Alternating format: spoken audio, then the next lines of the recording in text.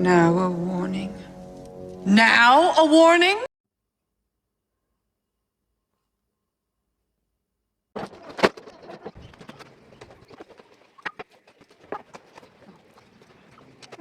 We steal, oh my gosh, I've never seen a flower on that before. We steal a lot of plants.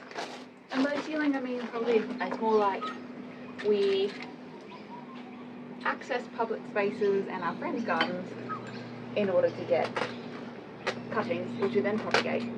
And then sometimes we give them back to our friends and family as well. So we're just sharing the love. And it was like, okay, today's the day that we're going to plant the nursery of stolen plants. Picked the mulberry cutting today. Yeah, so we're not always successful. You can come through. Are you going to get me a bigger pot for the pineapple? Yeah. Oh, no. That's not how you would have chosen it? But it's a window into happiness.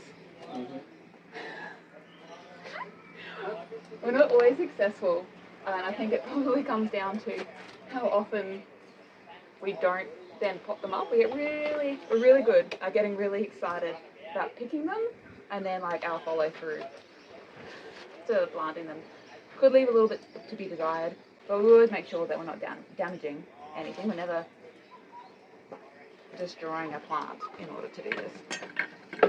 Thank you. So for this mulberry, we've got 2 nodes. Danny said to just cut it at the bottom underneath that node. So just trying our very best, learning along the way. I don't know what this one is. It was it had a flower on it that I quite liked, so I thought I'd get the flower. It was growing out of a drain pipe, so I thought that was probably fine. Like a nice yellow flower kind. I thought if it's growing out of a drain, maybe it's a pretty hardy one. Ooh, that is Arabica. We also like to steal plants at Bunnings. Not like take them off the shelf and steal them, but like if we're going to buy seedlings, which we do from time to time, we don't do every seed by ourselves. Yeah, we'll always try and look for ones that have more than the technically allotted amount. So you know, like if you get a punnet of tomato seedlings, there's usually more than one seed in each segment. So if you go through and have a look, you might get more than one tomato plant in a segment. And so we like to get extra seedlings that way. Possibly also because we can get pretty excited with purchasing seedlings and then maybe not planting them as quickly as we should. Oh, this one's out of our garden. So we've just finished renovating the bathroom. I'm going to need some plants to put in there. And these are like nice low light plants, indoor plants, so they'll be nice to have in the bathroom. And I'm thinking I'll probably better get some cuttings propagated earlier rather than later, so that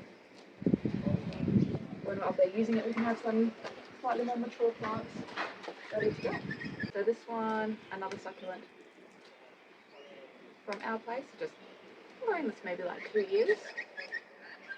Might just cut off below that node as well. So that might do well in a bathroom.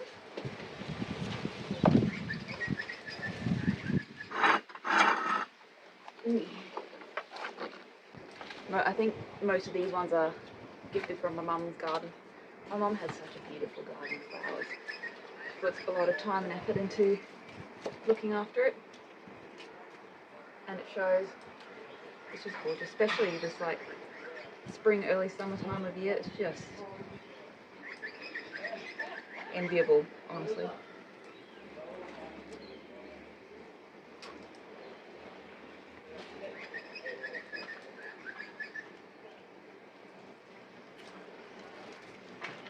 So pretty. And I like these because, we've got them in this bed up here. I like these because they spread themselves and like through, they like put out a runner, kind of like a strawberry actually. But they're just like so low maintenance, and they're nice for like borders or the back of a bed with because they're like a nice bit of height and a little bit of movement. We're trying to get better at learning about flowers. Like, we always like flowers just for the bees, and like a little bit of beautification in the garden. The vegetable garden is nice. Yeah, we're trying to get better learning about it. Ooh, don't know what that one is, but it's got some nice roots going on it. It's been in that same water for a long time. Oh shit. Oh. Look. Yay. Okay, it's actually looking alright.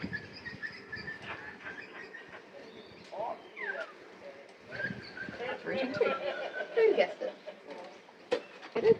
People will be really surprised about what's like in their just general area, or maybe already in their house that can be propagated. Especially if you've got some of those, like what are they? Like vining indoor plants, like a pothos. They can get pretty scraggly, and it took me a long time before I realised you could actually just like snap it off and put that snap section back in the pot, and it would keep growing, and therefore it would get like a little bit thicker, like more full within the plant. I was like, oh, that's a good idea.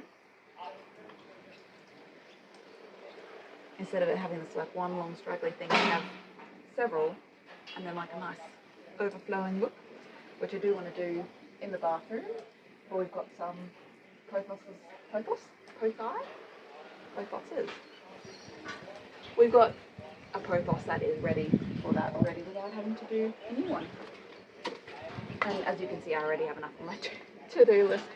I don't need to be adding extra plant maintenance. Now, I'll see this guy. I don't know who that is, but it's got a pretty big tuber. I might give it quite a bit of space. This was a tomato. Ooh, no one's happening there. Oh, that's too bad. Well, this is like it's a tomato, but it had like a purpley red, purpley black kind of looking tomato on it from my mum's place. So we'll definitely hang on to that one. I mean, we definitely don't need more tomatoes, but like more variety might be good.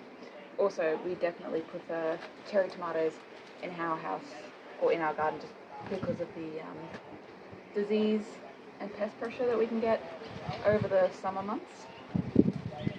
It's very wet in our area, so it can be very difficult to grow like proper slices, and we get such a big problem with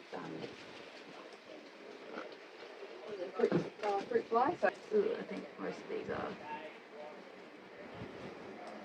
not doing too well. Right, so we might do this bulb and these geraniums together, because geraniums will come out nice and easily. Anyway, early on in our renovation, we had to pull out a whole bunch of palm trees that we had in the front yard, and on like our street frontage, the palm tree also had the like left.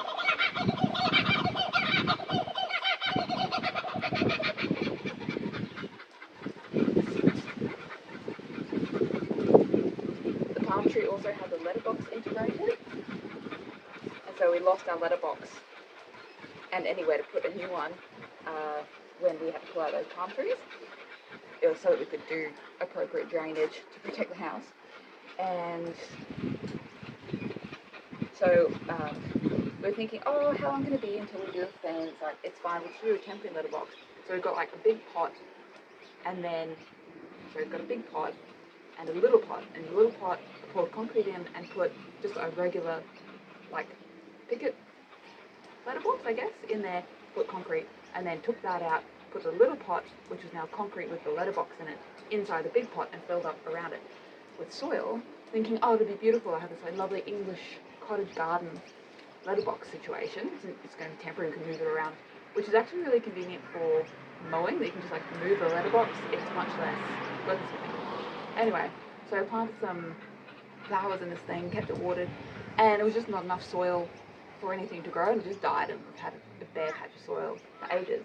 But I took a geranium cutting, and I was like, whatever, just put it in there. And now it's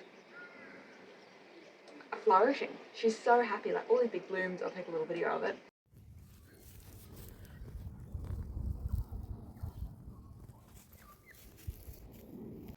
And I just keep snapping off sections of it and putting it back in, giving it a water. She's loving it. She's loving her life. So we're doing more geraniums.